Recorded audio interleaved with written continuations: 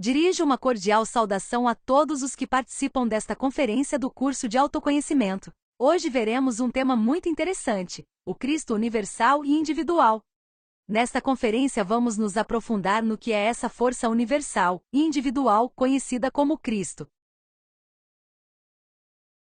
Então, o objetivo desta conferência é entendermos o que é o Cristo, e entendermos como desenvolver o nosso Cristo individual, para nos unirmos a essa força cósmica, conhecida como o Cristo universal. O que é o Cristo? É conveniente que compreendamos melhor o que é o Cristo, que não nos contentemos em apenas recordar a questão meramente histórica, porque o Cristo é uma realidade momento a momento, de segundo em segundo. Então, a primeira coisa a entender é que o Cristo é uma força da nossa consciência que pode ser encarnada, e que encarnaram muitos seres que foram chamados de grandes mestres, ou iluminados. Por isso, é importante abrir a mente para começar a entender esse tema, porque ao longo dos tempos conhecemos Cristo através de dogmas e crenças, que forçaram o Cristo a ser classificado como um único mestre. Mas, na realidade, o Cristo esteve presente nas diferentes culturas de todos os tempos. Podemos citar alguns que ao longo da história desta raça encarnaram o seu Cristo individual. Por exemplo, na China, o Cristo era Fuxi. Para os toltecas, o Cristo era Quetzalcóatl. No Japão, Amitabha. Para os gregos, o Cristo era Hércules, ou Heracles para os romanos. E de fato, os 12 trabalhos de Hércules estão relacionados com o trabalho interno que o Cristo deve realizar na segunda e terceira montanhas da iniciação. Para os egípcios, Osíris era o Cristo. Depois, nos mistérios egípcios, quando um mestre alcançava a cristificação, dizia-se que ele se tornava um Osíris, como no caso de Hermes Trismegisto. Outros exemplos são Buda no Nepal e Krishna na Índia. Esses são apenas alguns dos muitos Cristos que existiram, mas com isso podemos perceber que antes do Mestre Jesus já existiram Cristos, em outras culturas e eras. E depois do Mestre Jesus também existiram Cristos como Maomé, Dante Alighieri, Saint-Germain, Cagliostro, Samael, Rabolu, bem como Joana d'Arc, Santa Teresa de Ávila, etc., pois não só o homem pode alcançar a cristificação. Eram simplesmente pessoas que, fazendo um trabalho interior, conseguiram encarnar o seu próprio Cristo íntimo. Mas de todos estes, talvez o mais conhecido mundialmente tenha sido o Mestre Jesus de Nazaré. E o que tornou o Mestre Jesus especial? O que o torna especial é que cumpriu uma missão que deve ser cumprida em cada raça, e que só os seres da mais alta hierarquia podem cumprir, que é, na forma física, representar o drama cósmico da cristificação para mostrar com suas vidas o que cada iniciado deve viver no seu mundo interior, para alcançar a sua própria cristificação. Esses seres fazem esse trabalho para deixar essa mensagem gravada na memória coletiva, e para que a raça tenha um ponto de referência para quem empreende seu próprio caminho interior rumo ao despertar. Vejamos o que é o Cristo universal e individual para entendermos qual é essa força que Jesus e todos estes mestres encarnaram e que também nós, se fizermos o trabalho interior que nos é exigido, também podemos vir a encarnar. Primeiramente, vamos explicar o que é o Cristo universal. O Cristo universal é o exército da voz, e é conveniente compreender que o exército da voz, o exército da palavra, é fogo. E esse fogo vivo e filosófico que fecunda a matéria caótica, é o Cristo cósmico, o Logos, o grande Verbo. Assim, vemos como que o fogo universal é o Criador, é aquele fogo vivo e filosófico que fecunda a matéria caótica, que pode criar ou destruir de acordo com suas leis. Tentar descobrir a natureza e a essência do fogo é tentar descobrir Deus, cuja presença real sempre se revelou sob a aparência ígnea. Por exemplo, na sarça ardente e no incêndio do Sinai após a concessão do Decálogo, estão as duas manifestações através das quais Deus apareceu a Moisés. Sob a figura de um ser cor de fogo de jaspe e sardônico, sentado num trono incandescente e deslumbrante, São João descreve o dono do universo. Nosso Deus é um fogo devorador, escreveu São Paulo em sua epístola aos Hebreus. E este fogo universal é aquele exército da voz ou exército da palavra, formado pelos seres autorrealizados que dão luz ao universo. O Cristo é o fogo manifestado através da palavra criadora destes seres, é esse fogo que pode criar, que pode destruir e que renova constantemente a natureza. Ele é o Criador. O fogo tem o poder de criar átomos e desintegrá-los, o poder de exercer as forças cósmicas universais. O fogo tem o poder de unir todos os átomos e criar universos, bem como o poder de desintegrar universos. O mundo é uma bola de fogo que liga e desliga de acordo com as leis. E essa força crística que é o fogo, é a que tem o poder de criar, de renovar ou de destruir.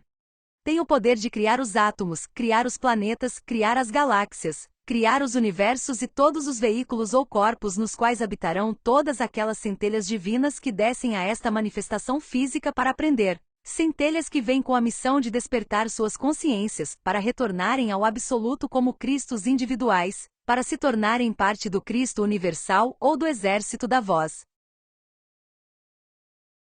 Assim, o Cristo universal é a união de todos os Cristos, de todos aqueles seres despertos e autorrealizados da galáxia, que alcançaram a sua cristificação.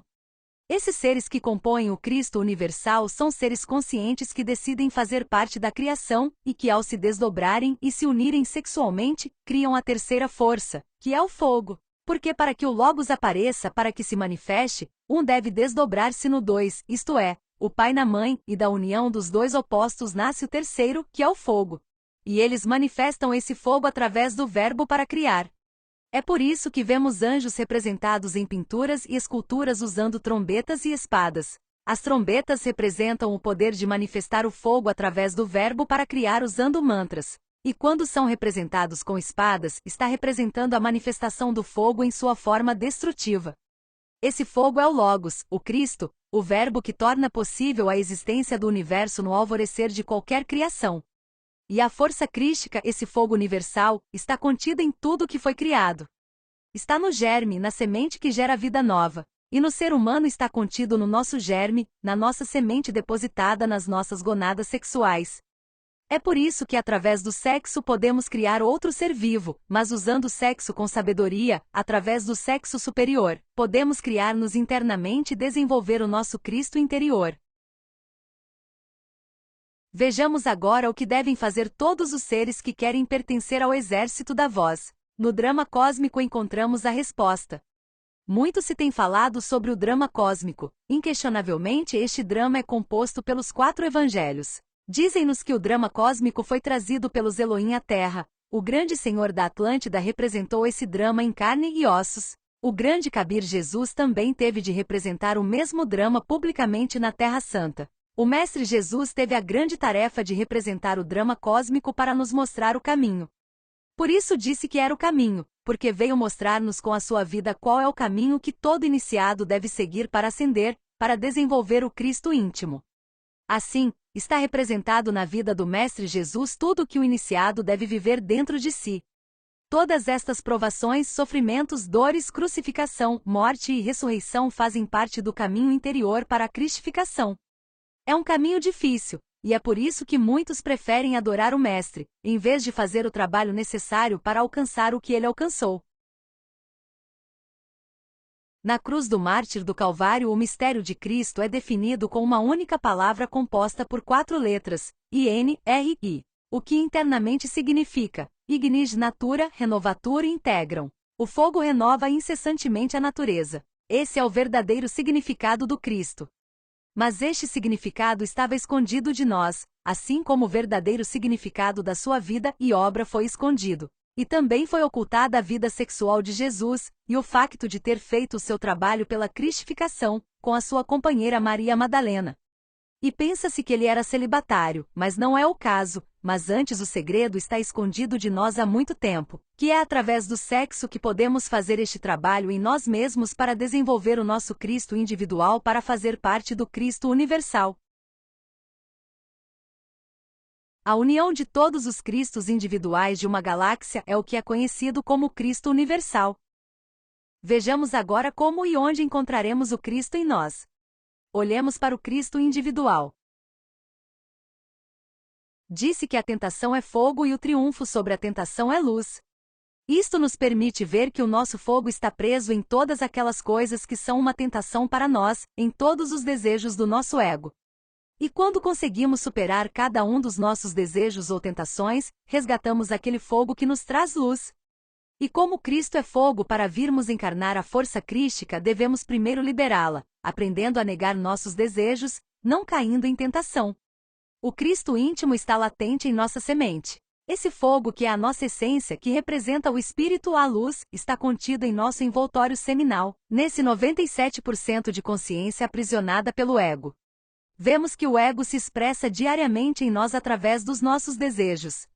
O fogo é o ânimo que há em nós, é o que nos leva a fazer. E como atualmente está condicionado pelo nosso ego, temos sempre disposição e incentivo para fazer as coisas do ego, para a preguiça, para assistir TV, para ficar no celular, para fofocar, para brigar, para fornicar, para sair, para beber, etc. Mas por outro lado, não temos incentivo para as coisas do nosso ser, para as coisas que podem nos levar ao despertar da nossa consciência. Para liberar esse fogo ou encorajamento que é esse Cristo em nós, devemos começar a negar nossos desejos, o que é o mesmo que negar a nós mesmos. Foi a isso que se referiu o Mestre Jesus, quando disse aos seus discípulos que se alguém quisesse seguir o Cristo, deveria negar a si mesmo. E negamos a nós mesmos quando negamos os desejos egóicos que sentimos a cada momento. Devemos saber que, se não negarmos os nossos desejos, seremos para sempre escravos do desejo e continuaremos sempre repetindo os mesmos erros. Por outro lado, se negarmos a nós mesmos o desejo, se não cairmos em tentação, resgataremos a luz, que é a sabedoria, e resgataremos o ânimo. E então começaremos a ter incentivo, mas agora para as coisas do nosso ser, meditar, eliminar nossos modos negativos de ser, transmutar nossa energia sexual e ensinar esse conhecimento aos outros. Portanto, é importante compreender que o desenvolvimento do nosso Cristo individual ocorrerá através da prática dos 3 fatores da revolução da consciência. Com a prática da morte psicológica é que vamos negar os nossos desejos, para libertar o fogo preso no eu psicológico. Através da auto-observação momento a momento, observaremos os diferentes eus que se manifestam em nós como diferentes desejos em nosso dia a dia. Nós os julgaremos para compreendê-los e os eliminaremos com a ajuda de nossa Mãe Divina particular. Assim, liberamos o fogo, a essência, e assim resgatamos a luz, e recuperamos o ânimo para a consciência. É importante compreendermos que a força crística é aquele fogo que está contido em nossa energia sexual. É por isso que quando derramamos a nossa energia sexual, derramamos a energia crística e traímos o nosso Cristo interior, daí a importância de alcançar a castidade. Então, através do fator nascimento, vamos pegar aquele fogo que recuperamos com a morte psicológica e vamos fundi-lo em nossa medula espinhal. Vamos fazê-lo subir pela nossa espinha, através da prática do suprassexo, para criar com ele nossos corpos internos.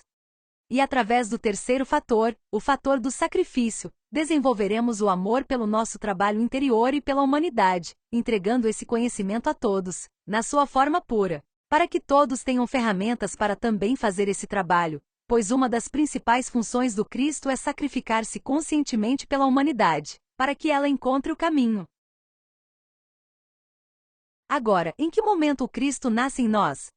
Como vimos na Conferência 10, em que falamos dos 7 corpos, quando começarmos a praticar o suprassexo e ao invés de derramarmos nossa energia sexual, começarmos a utilizá-la com sabedoria, fazendo-a subir pela nossa coluna, começaremos. Primeiro para regenerar nossos corpos físico e vital, que agora estão degenerados em estado lunar, e os transformaremos em corpos solares. E então começaremos a criar nossos corpos solares astral, mental e causal, dos quais temos apenas um princípio, ou embrião. E quando tivermos esses corpos já criados, poderemos nos movimentar de forma consciente e voluntária nas dimensões superiores. Faremos isso na chamada primeira montanha da iniciação. Quando criamos estes corpos, chegamos a um ponto na quinta iniciação, durante a criação do corpo de vontade ou corpo causal, onde teremos de tomar uma decisão muito importante. Lá enfrentaremos o teste final, onde o guardião do mundo da vontade nos fará escolher entre o caminho direto e o caminho do Nirvana. Seguir o caminho para o Nirvana significaria que o nosso avanço interior irá parar até esse ponto. Ficaremos com todos os poderes e faculdades que adquirimos até então, e viveremos num estado de felicidade e abundância, por centenas ou milhares de anos. Mas quando esse ciclo terminar, teremos de reiniciar o processo novamente, tentar fazer o trabalho novamente, porque ao trilhar esse caminho, deixamos de caminhar em direção à nossa libertação. Infelizmente, 999 em cada 1000 iniciados que chegam a esse ponto escolhem o caminho do Nirvana, traindo assim o seu Cristo íntimo. Mas se, pelo contrário, decidirmos seguir o caminho direto, que é o caminho difícil e estreito, que consiste em mais sacrifício e dor, mas que é o único caminho que nos levará ao Pai, e a nos fundirmos com essa grande força que é o Cristo universal, então criaremos nossa alma humana e nos tornaremos homens verdadeiros. Então, o Filho do Homem, que é o Cristo, poderá nascer em nós. Pois, se antes não nos tornarmos homens, não é possível que nasça o Filho do Homem. Já tendo fabricado a nossa alma humana, poderemos nos unir à nossa alma divina, que é o corpo búdico. Essa união será o chamado matrimônio perfeito. E essa união entre o humano e o divino resultará no nascimento do Cristo dentro de nós. Nesse momento viveremos o Natal em nossos corações. Porque embora Cristo tenha nascido 1000 vezes em Belém, não adianta nada se ele não nascer também em nossos corações. E mesmo que ele tivesse morrido e ressuscitado dos mortos ao 3º dia, isso não adiantaria se ele não morresse e ressuscitasse em nós também. O Cristo íntimo surge internamente no trabalho relacionado com a dissolução do eu psicológico. Obviamente, o Cristo íntimo só aparece no momento culminante dos nossos esforços intencionais e sofrimentos voluntários. O advento do fogo crístico é o evento mais importante da nossa vida. Quando Cristo nasce e se desenvolve em nós, essa força crística assume todos os nossos processos internos. Ou seja, todos os nossos processos motores, mentais, emocionais, instintivos e sexuais serão administrados pela consciência crística. Entre as obras que o Cristo íntimo vem realizar em nós está a eliminação dos 7 os causais, ou sementes principais do ego, que, por exemplo, nos mistérios egípcios, estava relacionado com a derrota dos demônios vermelhos de Sete, e nos mistérios gregos e romanos com os 12 trabalhos de Hércules. Inquestionavelmente, o Cristo íntimo é o nosso profundo Salvador interior. O Cristo íntimo, o fogo celestial, deve nascer em nós, e nasce efetivamente quando já avançamos bastante no trabalho psicológico. A dissolução das causas do ego não seria possível enquanto o Cristo íntimo não tivesse nascido em nós. O fogo vivo e filosófico, o Cristo íntimo, é o fogo do fogo, o puro dos puros. E o convite é para que façamos nosso trabalho interior, para sermos banhados e purificados por esse fogo celestial e para nos tornarmos parte do Cristo cósmico. Lembremos que o Cristo cósmico é composto por todos os Cristos individuais de uma galáxia. Aqui podemos ver alguns exemplos de mestres que alcançaram o nível de Cristos. E este tem sido o tema de hoje. Convidamos você a refletir profundamente sobre isso, para chegar a um entendimento, e ser encorajado a entrevistar um desses mestres através da projeção astral, para corroborar esses ensinamentos. Lembre-se também que qualquer dúvida que você tiver, pode deixar nos comentários, e teremos o maior prazer em respondê-la. Deixo-vos o convite para a próxima conferência. Uma conferência muito interessante na qual estudaremos outra das 48 leis que regem este mundo, a lei do pêndulo. Nesse tópico aprenderemos como funciona essa lei e como transcendê-la para alcançar a verdade sobre qualquer coisa. Não perca! Até a próxima vez!